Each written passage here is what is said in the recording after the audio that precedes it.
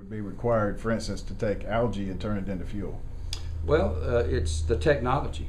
I mean, we've got a little school down right outside of Auburn now that's doing that very thing, and it's all about technology and the second generation of alternative fuel. But you'd have to create new plants to do that. You can't retrofit plants that are in existence now to handle that. No, absolutely. Algae. In Alabama, we've probably got as many ponds and opportunities as anybody to create algae. You know, it's that kind of out of the box thinking. Wood chips, poultry litter, agricultural waste. It's those kind of things that we need to be doing, and that's what I've done as Ag Commissioner. Invested millions of dollars with Dr. Bransby at Auburn and various places. So those are the out of the box things that we need to be doing. Well, and I guess not to hammer that home again, but you know, for instance, to use the water from the Tallapoosa River, we had to build Martin Dam. Yeah. And that's a pretty big expense going in just to get the long term. I'm sure it pays for itself very well. Probably paid for itself about 50 times. Yeah, it probably has. Have you looked at how the infrastructure investment for those other energy sources would pay for themselves? Well, we pretty well got. We 2/3 of our states would. It is. You know, and the problem is and you're not going to have to compete with people who use other paper products.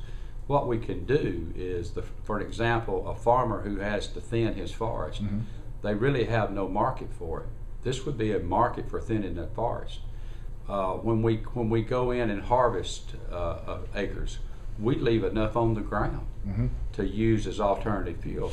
Not only are we taking that fuel off the ground to prevent forest fires, we're taking that fuel and making it into fuel. But one of the things that we've done is we've built a biodiesel plant at our office, and we take cooking oil from our restaurants, which is environmentally friendly, and we make it for 70 cents a gallon, give it to the city of Montgomery, and they use it in their vehicles.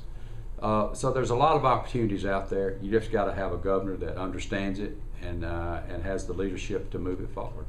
If you become governor, what would you do What would you personally do to bring jobs to Tallapoosa County? Same thing I've been doing for 7.5 years. I've brought jobs to Tallapoosa County in agriculture, and I will continue to do that. But certainly, we need to work with your local governments. We need to work with your representatives and your senators, and we need to work with your local economic development boards. And those are the kind of things. Start building roads. You know, right now the infrastructure of Alabama is, in my opinion, not in very good shape.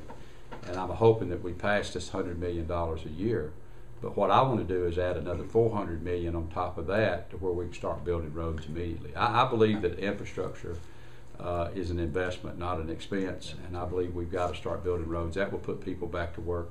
Work with your small industries in this area. Work with small business. I want a Secretary of Small Business so that we work with them to make sure that they're not going through unnecessary red tape, to see if they can expand, what kind of incentives and tax breaks can we help them expand, and is there any federal monies that we could help them go after. That's why I created the Center for Rural Alabama, so that people from North Alabama and South Alabama and East and West could start talking, and we're not recreating the wheel in every district and every zone across the state. Now, how would you finance the road plan that you're talking about? $100 million a year out of Alabama Trust, and then you'll take $400 million Garvey bond.